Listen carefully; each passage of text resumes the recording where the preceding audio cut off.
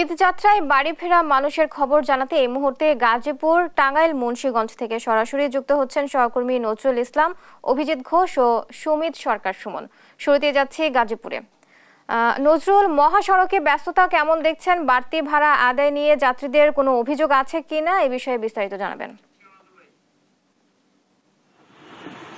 আপনি যেমনটা বলছিলেন, আপনি জানেন যে সকাল থেকে কিন্তু মহাসড়কে মানুষের কিন্তু ঢল নেমেছে এবং এখন বিভিন্ন যে স্ট্যান্ডগুলো রয়েছে, অর্থাৎ আমি যেখানটায় দাঁড়িয়ে রয়েছি ঢাকা টাঙ্গাইল মহাসড়ক, এখানে কিন্তু আমি সকাল থেকেই কিন্তু মানুষের যে ঈদে গড়মুখ মানুষের কিন্তু ঢল, এবং এখানে কিন্তু স্ট্যান্ডগুলোতে কিন্তু আপনার গাড়ি বা এখানে কিন্তু আপনার সিগন্যাল জ্যামে রয়েছে, অনেক শত শত গাড়ি কিন্তু দাঁড়িয়ে রয়েছে। আমি যদি দেখাতে চাই যে এইটা কিন্তু আপনার ঢাকা টাঙ্গাইল মহাসড়কের চিত্র, এরকম চিত্র কিন্তু সবসময় আপনার এই ঈদকে ঘিরে কিন্তু এখানে এইরকম অবস্থা হয়েছে। তার পাশেই কিন্তু ময়মনসিংহ সড়ক রয়েছে। ময়মনসিংহে কিন্তু যান চলাচল ধীর গতিতে হলেও কিন্তু ময়মনসিংহের গাড়িগুলো যে রয়েছে সেই গাড়িগুলো কিন্তু চলছে আপনার ধীর গতিতে হলেও। কিন্তু আপনাকে যদি আমি দেখাতে চেষ্টা করি একটু, যে এটা কিন্তু ময়মনসিংহ মহাসড়কের চিত্র। এটা কিন্তু ময়মনসিংহ যে ঈদে গড়মুখ মানুষের চাপ কিন্তু মহাসড়কে বেড়েছে বলা চলে। এখানে কিন্তু আইন শৃঙ্খলা বাহিনীও যথেষ্ট সজাগ রয়েছেন এবং তাদের নিরাপত্তা দিতে কিন্তু আমরা দেখতে পেয়েছি যে তারা কিন্তু এখানে 4 শতাধিক মানে আইন শৃঙ্খলা বাহিনীর যে সদস্য তারা রয়েছেন এবং 820টা কিন্তু টিম তারা বিভিন্নভাবে কিন্তু কাজ করছে। এছাড়া 300 চেকপোস্ট রয়েছে। তার পাশাপাশি ওয়াচ টাওয়ার থেকে এবং সাউন্ড ড্রোন থেকে কিন্তু তারা শব্দ দিয়ে কিন্তু তাদেরকে গাড়িগুলোকে সরিয়ে দিচ্ছে। স্ট্যান্ড ছাড়া, অর্থাৎ যে সমস্ত জায়গাগুলো কাউন্টার বা স্ট্যান্ড রয়েছে সেই সমস্ত জায়গাগুলোই কিন্তু আমরা লক্ষ্য করতেছি যে গাড়ি কিন্তু ধীর গতিতে চলছে। এছাড়া কিন্তু সব রোডের যান চলাচলে কিন্তু স্বাভাবিক গতিতেই চলছে।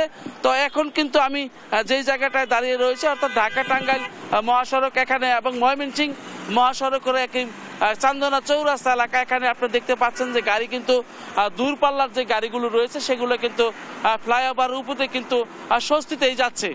সবকিছু মিলে কিন্তু একটি আনন্দদায়ক পরিবেশ তৈরি হয়েছে এবং এর পাশাপাশি যে আপনার সব জায়গায় আমরা দেখতে পেয়েছি যে পুলিশের যে একটি উপস্থিতি সেটা কিন্তু লক্ষ্য করার মতন, এবং গাড়ির যে চালক রয়েছেন তারাও কিন্তু এই আজকের যে পরিবেশ রয়েছে সেই পরিবেশে কিন্তু তারাও সন্তুষ্টি প্রকাশ করছেন।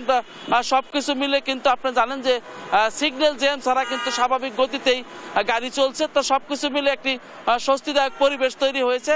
তো আমার কাছে গাজীপুর চান্দনা চৌরাস্তা এলাকা থেকে এই ছিল সর্বশেষ। আমরা চলে যাচ্ছি টাঙ্গাইলে অভিজিতের কাছে। অভিজিৎ।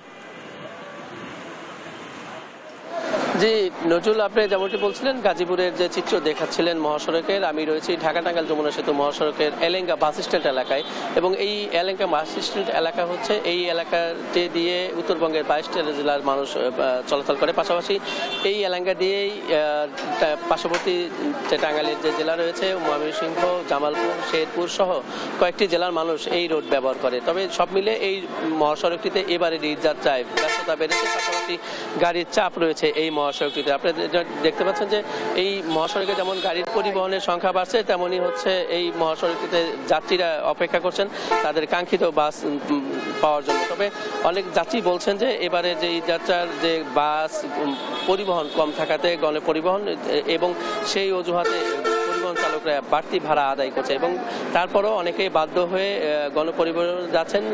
অনেক নিম্নবিত্ত যারা রয়েছেন তারা খোলা ট্রাক বা পিক আপে করে তারা গন্তব্যে যাচ্ছেন ঈদে পরিবারের সাথে ঈদ উদযাপন করতে। আপনারা জানেন যে গত 24 ঘন্টায় যমুনা সেতুতে যে টোলের সংখ্যা বেড়েছে সেটি ছোট ছোট যানবাহনের সংখ্যাই বেশি রয়েছে।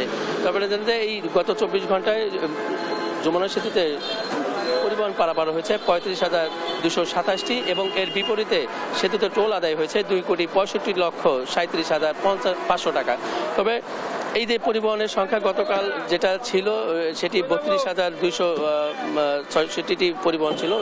এই কারণে পরিবহনের সংখ্যা বেড়েছে। পাশাপাশি যে টোলের যে আদায় সেটি কিন্তু বাড়েনি। তারা বলছেন, সেতু কর্তৃপক্ষ বলছেন যে এই পরিবহনের সংখ্যা এই যমুনা সেতুতে গত 24 ঘন্টায় 6,175 95টি মোটরসাইকেল পারাপার হয়েছে এবং ছোট ছোট যানবাহন যেটি রয়েছে প্রায় 11,000 যানবাহন পারাপার হয়েছে এবং বাসের সংখ্যা যেটি গণপরিবহন বলে থাকি আমরা, যে সেই গণপরিবহন পারাপার হয়েছে 8,016টি পরিবহন। এবং এই যে পরিবহনের সংখ্যা এই কম রয়েছে, এই অজুহাতে হয়তো পরিবহন চালকরা তারা ভাড়া বেশি আদায় করছেন। এবং এই ঢাকা টাঙ্গাইল মহাসড়কের যে সকাল থেকে যেটি দেখতে পেয়েছি যে কয়েকটি বাস বিকল হওয়ার ঘটনা ঘটেছিল এবং সেই বাসগুলো অপারেশনের পুলিশ কাজ করেছে। এই ঢাকা টাঙ্গাইল যমুনা সেতু মহাসড়ক থেকে এই ছিল আমার কাছে সর্বশেষ তথ্য। আমরা এখন চলে যাব মুন্সিগঞ্জে, সেখানে রয়েছেন আমাদের সহকর্মী সুমিতের কাছে জানবো সেখানকার সর্বশেষ তথ্য। সুমিত।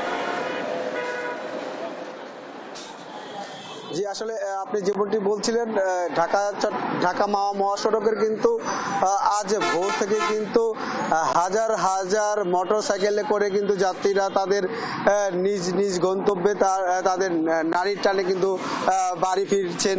এখানে আমরা সকাল থেকে দেখেছি। আমি এখন যেই জায়গাটিতে দাঁড়িয়ে আছি সেটি পদ্মা সেতু টোল প্লাজার কাছে। এখানে কিন্তু শত শত হাজার হাজার কিন্তু আসলে এই মোটরসাইকেল কিন্তু এখানে ভিড় করেছেন টোল প্লাজার সামনে। তো টোল প্লাজা কিন্তু এখানে 8টি বুথে কিন্তু টোল আদায় হচ্ছে এবং এখানে প্রায় 1 কিলোমিটার এলাকা জুড়ে কিন্তু যানবাহনের দীর্ঘ সারি দেখতে পাচ্ছি আমরা। তো আপনি এখানে যাত্রীরা যেটি অভিযোগ করেছেন যে তারা অনলাইনে এবং ভাড়া 3 গুণ হওয়ার কারণে কিন্তু এখানে তারা দুই চাকার বাইকে করে কিন্তু তারা গন্তব্যে এখানে রওনা দিচ্ছেন বলে আমাদের জানিয়েছেন। তো এখানে কিন্তু আইন শৃঙ্খলার বিষয়ে যদি আমি আপনাকে বলি তাহলে এখানে প্রায় 4 শতাধিক পুলিশ সদস্য কিন্তু এখানে নিয়োজিত আছেন এবং হাইওয়ে পুলিশ কিন্তু বিভিন্ন রকম তারা মাইকিং এবং অন্যান্য করছেন। এবং এখানে আমি একজন যাত্রীর সাথে কথা বলবো।